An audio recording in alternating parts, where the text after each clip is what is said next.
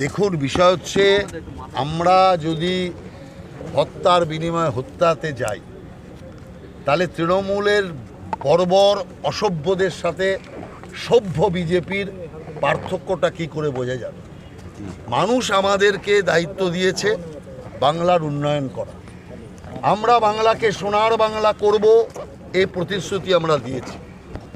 আমাদের গৃহমন্ত্রী বলেছে এই জাতীয় যারা ঘটনা ঘটাবে তাদের উল্টো করে টানিয়ে দেবে।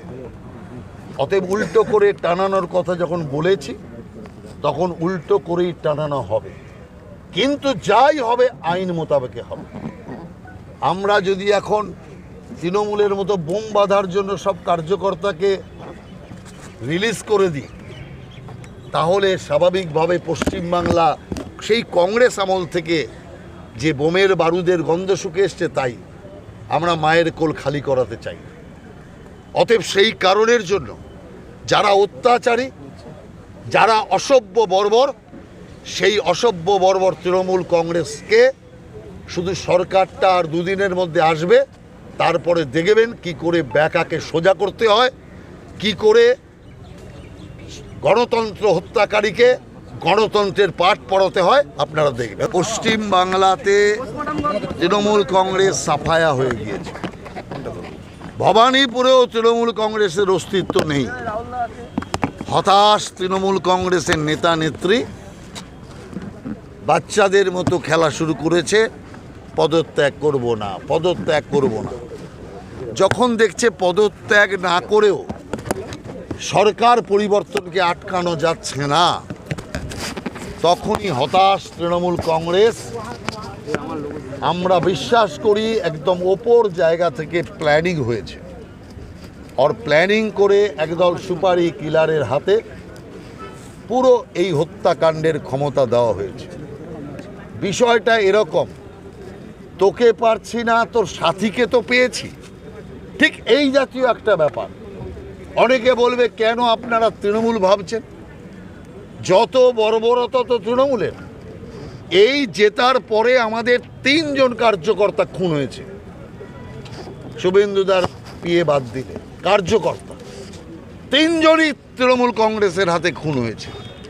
আমি আপনাদের সকলের চ্যানেলে বারবার বলেছিলাম, তৃণমূল কংগ্রেস একটা সন্ত্রাসবাদী রাজনৈতিক দল। রাজনীতির আড়ালে এদের কাজ সন্ত্রাসবাদ করা, অতএব এর স্বীকৃতি বাতিল হওয়া দরকার। আজকে দেখুন কিভাবে অসভ্যতা বর্বরতা তৃণমূল কংগ্রেস করছে। নইলে মানুষ রায় দিয়ে দিয়েছে, মানুষ ক্ষমতা থেকে বের করে দিয়েছে, ভবানীপুর থেকে তাড়িয়ে দিয়েছে, তারপরেও বলে যাব না। এই ঘটনা ভারতবর্ষে কখনো ঘটেছে? সেই হতাশ তৃণমূল কংগ্রেস। এই ঘটনা ঘটেছে শুভেন্দু অধিকারীকে সুবিধা করতে পারেনি বলে আক্রোশিত সাথীর ওপর আক্রমণ চালানো হয়েছে। কতটা পরিকল্পিত হামলা! যে গাড়ি দিয়ে আটকানো হয়েছে সেই গাড়ির 4 চাকার বোর্ড, নেম্বার প্লেট, সেটা অন্য পরিবর্তন করা হয়েছে। নর্মালি এটা হয়েও থাকে, আমরা সিনেমাতেও দেখি, কিন্তু চ্যাসিস নাম্বার, ইঞ্জিন নাম্বার যেগুলো ভেতরে থাকে সেগুলোকে পর্যন্ত ট্যাম্পারিং করে দেওয়া হয়েছে, যাতে ইঞ্জিন নাম্বার, চ্যাসিস নাম্বার এই সমস্ত থেকেও ধরা না পড়ে। এর থেকে বোঝা যাচ্ছে যে প্ল্যানিং 3-4 দিন ধরে হয়েছে, রেকি 3-4 দিন ধরে হয়েছে। অতএব আমাদের বিশ্বাস আছে পুলিশ প্রশাসনের ওপর, কারণ তারা এতদিন দলদাস ছিল, এখন স্বাধীনতা পেয়েছে, পুলিশ স্বাধীনভাবে কাজ করবার যে সুযোগ পেয়েছে, তার প্রথম কেস এটা দেখাবে করে।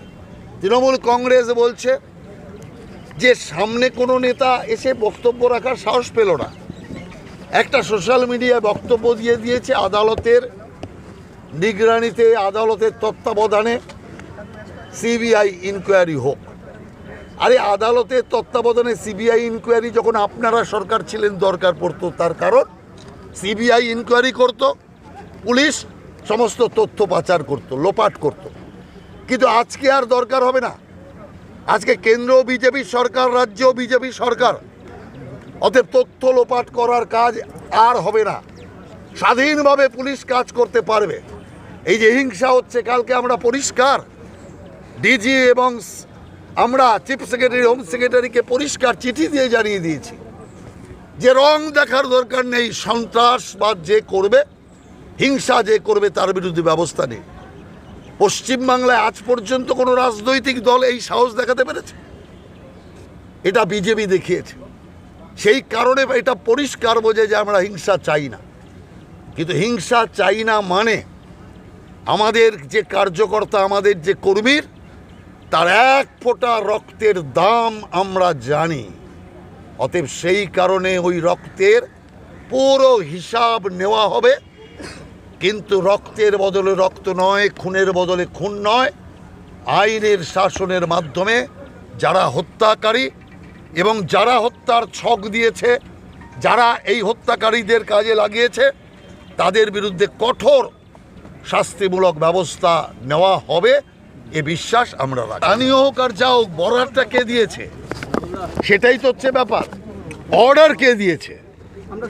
অর্ডার তৃণমূল কংগ্রেসের উচ্চ স্তর থেকে এসছে এবং যে জাতীয় ভাড়াটে খুনিদের লাগানো হয়েছে অত্যন্ত দক্ষ। অতএব এদের লাগাতে প্রচুর পরিমাণ অর্থ ব্যয় হয়েছে। অতএব পরিষ্কার এটা জানা যাচ্ছে যে এর সাথে তৃণমূল কংগ্রেসের হাত, যে সন্দেহ মানুষ করছে, এটা অমূলক নয়।